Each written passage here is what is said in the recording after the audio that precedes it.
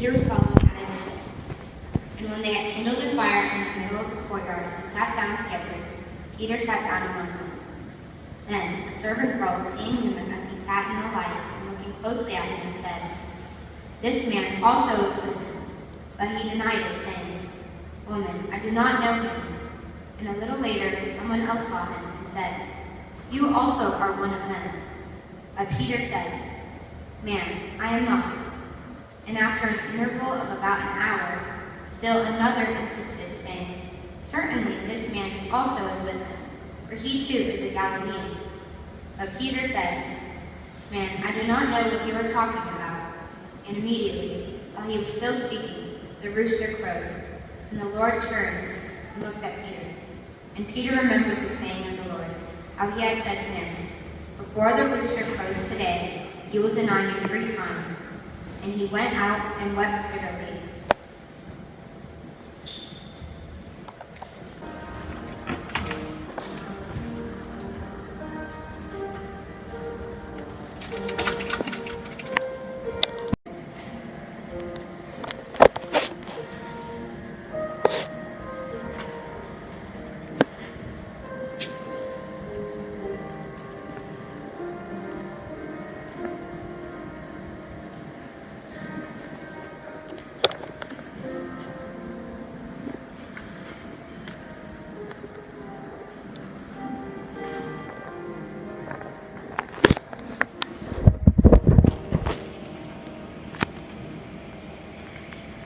There you stand before the crowd after being beaten. You never deny yourself, yet humbly accept the punishment given to you by those who have witnessed your miracles. It's easy to look at the scene now and think, how could they accuse you? You condemned you to death. All you did was love every person you met. Yet they are not alone in their condemnation of you. How often do I ignore you at school, and the person no one wants to talk to? How often do I learn to condemn the way that I speak about others? It is not only the Jews who Pontius Pilate looked at me, but I stand there next to them shouting just as loud, "Crucify him." Jesus, forgive me for the ways in which I am dead and brings others with my words and actions. Help me to love what I believe and to learn from your example.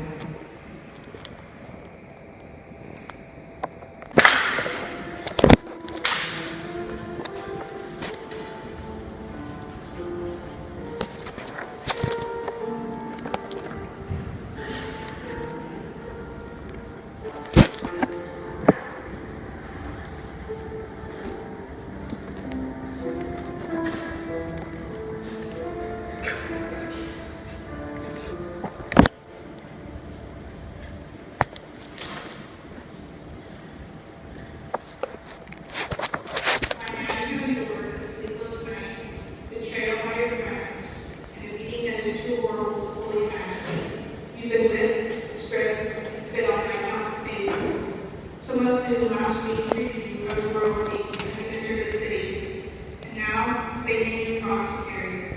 The weight of it is far more than any number of pounds you would figure. For in carrying the cross, you carry the weight of our sins. How often do I forget that you carry the load? How often do I try to carry things on my own, not allowing you to help me? It was not only the sin of the world that you carried, it was also my sin, my selfishness, my pride, my anger. Each added more weight to the load. It was not only my sin you carried, but also my burdens, my worries, my fears, my sadness, and my insecurities. Each you carries step by step for the place of the skull. Jesus, help me not forget the load you carry for me. Give me the strength and courage to let go of the things that separate you from me.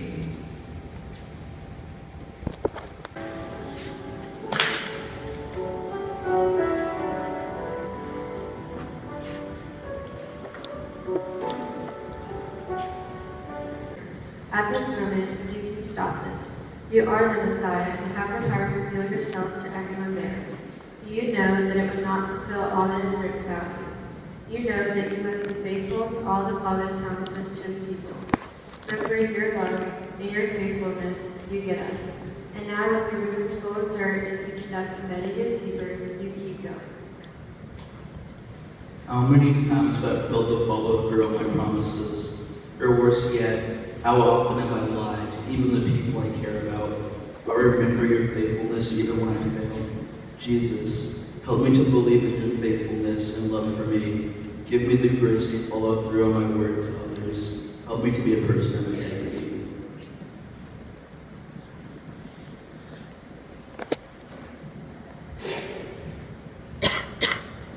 The eighth station, Jesus meets the woman of Jerusalem. We adore you, Christ, and we bless you.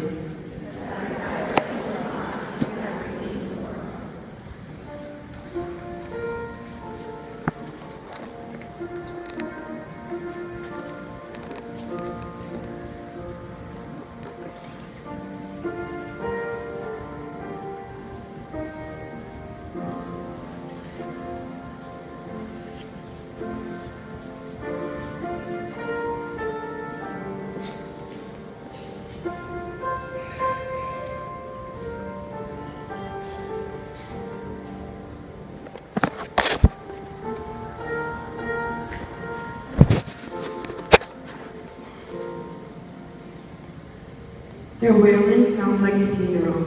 They cry and weep as if you're already dead. What air still passes through your lung, and your heart still beats, to them you are dead. You know you're on your way to be crucified, and because of the beating you have endured, you already look like you should not be breathing at all. Yet in this moment, consumed by death, he speaks words of freedom, words of life, and say, daughters of Jerusalem, do not weep for me. Do I listen to your words in my life? How often have the things I've watched or listened led me away from you? Have I allowed the gospel of life to reign in my heart? Jesus, help me to listen to your words of life. Show me ways that I can put you first. This falls for the third time. We adore you, Christ, and we bless you.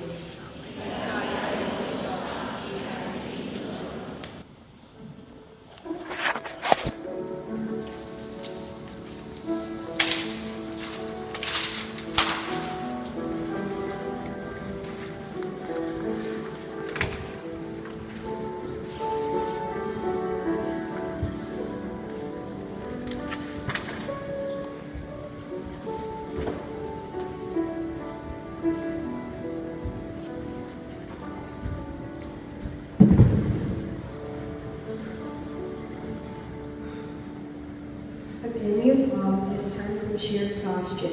Only your will presses you forward while your body refuses.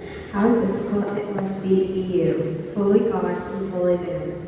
God knows that this has to be finished and that it is not yet complete. Man feels the excruciating pain, and every bone in your body wants to stop right here and move no further. Somehow both join together, and you muster the strength to get up. You vow to not fall again, because now you can see the place they are leading you to.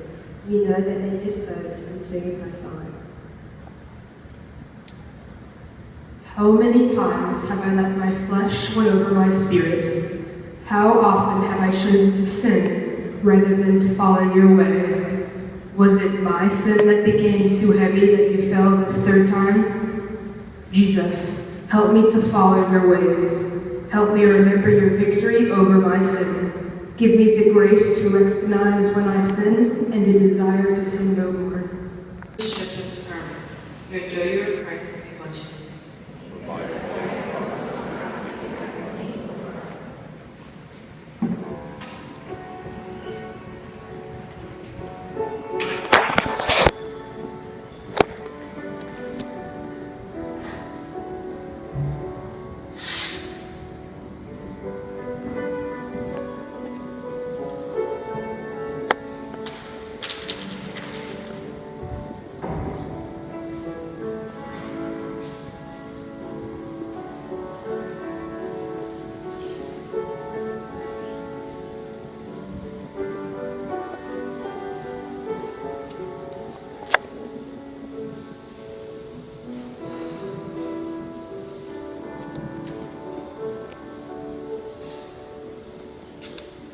In some ways, to get to this point is a relief, because you know this is almost over. In other ways, it is terrifying because you know the worst pain possible for a man to endure is still waiting.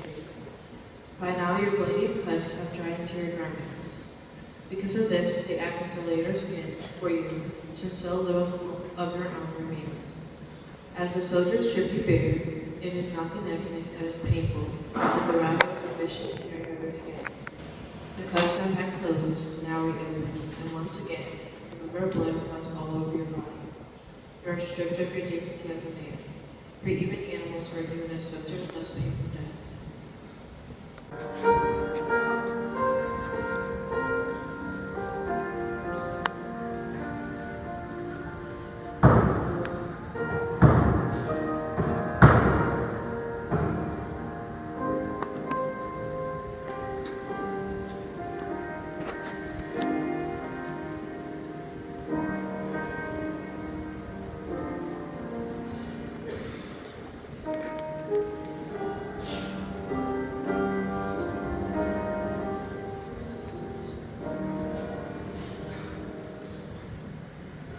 Lying down on wood is not foreign to you.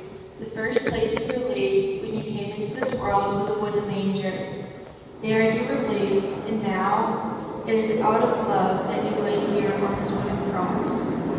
The soldiers pull your right arm out beside you, and then horrific pain flows through your entire body. The nail pierces not only your hand, but also your whole body. The soldier pounds it in, only stopping to wipe your blood off of his own face. Again, the nail is driven into your other hand, and the pain jolts your entire body. Pain shoots up your legs as they nail your feet.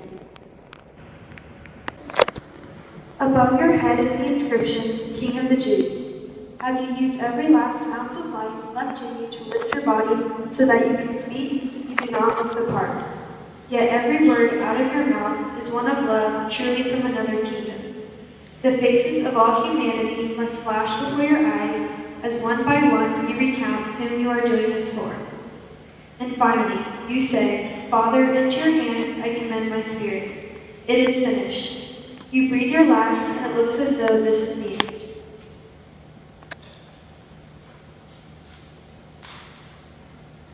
Jesus, help me never forget your love for me. Help me to know that you died for me. Fill me with comfort in knowing that I never suffer anything you don't understand.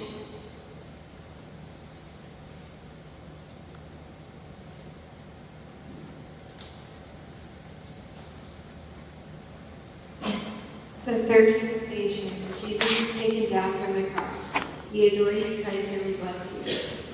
Let us by our holy cause.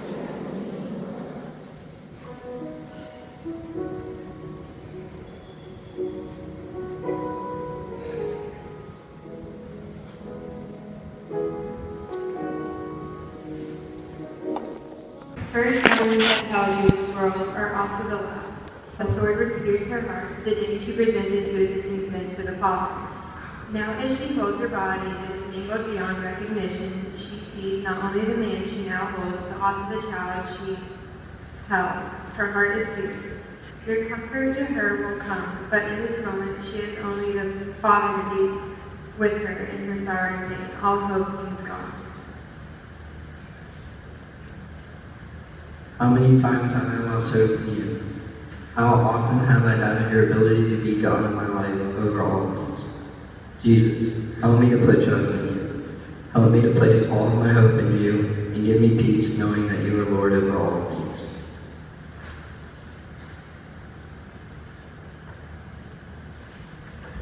The 14th station, Jesus is placed in the tomb. We adore you, O Christ, and we bless you.